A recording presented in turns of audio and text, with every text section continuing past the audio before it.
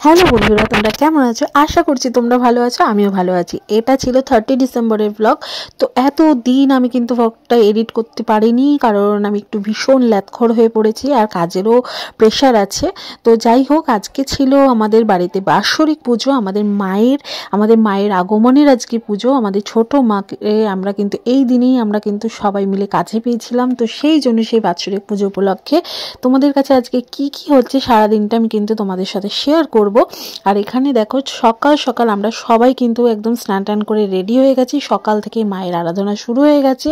আর বাবা কিন্তু সকাল থেকে আমাদের গোপু সোনার মাকে নিয়ে ব্যস্ত। সারা দিন কিন্তু আজকে আমাদের মা আর গোপু সোনাকে নিয়ে আমরা কাটাবো। তো চলো। আর এখানে গোপু সোনা দেখো স্নান করছে। সকাল সকাল ঠান্ডার মধ্যে আগে স্নান হয়ে গেছে। আর মাকে কিন্তু এখনো স্নান করানো বাকি, কারণ আগে গোপু সোনাকে স্নান করিয়ে সুন্দর করে রেডি করে খেতে দেওয়া হবে, তারপরে মায়ের কিন্তু স্নান হবে।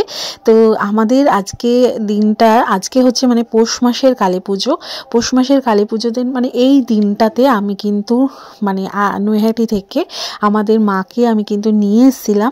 আর আমাদের মায়ের কাছেও তোমরা দেখতে পেলে বড় মারও কিন্তু একটা ছবি রাখা আছে। আর চলো তোমাদের সাথে শেয়ার করি আজকে কি কি ভোগ রান্না হচ্ছে, কারণ ভোগটা উপরে রান্না হচ্ছে। আর ভোগটা আমরা বাড়ির সবাই মানে মিলেই করার চেষ্টা করি, অন্য কাউকে বলা হয় না। সবাই মিলে হাতে ধরে কিন্তু একসাথে ভোগ রান্না হয়। পোলাও, আলুর দম, চাটনি, পায়েস, মিষ্টি, মানে সব কিছু, মানে ভোগে যা যা থাকে আইটেম আর কি, সমস্ত কিছু কিন্তু করে দেওয়া হয়। খই, নাড়ু, মোয়া, মানে সমস্ত কিছু একদম রেডি করা হয়। সমস্ত ক্লিপটা নেওয়া তো সম্ভব না, কারণ মায়ের দিকটাও গোছাতে হবে। আর এখানে দেখো ফুল টুল দিয়ে আমরা কিন্তু সমস্ত রেডি করা হয়ে গেছে। ব্রাহ্মণও চলে এসছে। আমাদের পুজোটা ছিল এই 6টা নাগাদ।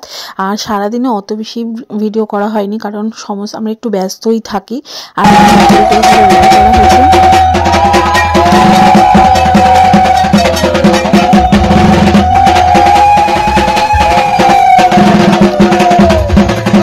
7 জন মিলে কিন্তু বরণডালা রেডি। আর আমার একটা ছোট্ট ক্লিপ তোমরা দেখতে পেলে, কারণ আমি আর টাইমই পাইনি নিজের কোনো রকম ক্লিপ তোলার। এখানে 108টা প্রদীপ জ্বলছে, কি সুন্দর লাগছে খালি দেখো, মানে এত সুন্দর এখানে যজ্ঞ হচ্ছে। সারাটা দিন এত ভালোভাবে এত সুন্দরভাবে যে কাটে, মানে বলে বোঝাতে পারবো না, এতটাই ভালো আমাদের মানে সারা দিনটা কাটে। তো তারপরে আমরা সবাই মিলে পুজোর শেষে সবাইকে প্রসাদ দেওয়া থেকে শুরু করে তারপরে খাওয়া দাওয়া করতে করতে প্রায় অনেক রাত হয়ে যায়। আর আজকে আরেকটা বিশেষ দিনও মায়ের পুজোটা পড়েছে, সেটা হচ্ছে আমার দিদির ছেলের বার্থডে ছিল।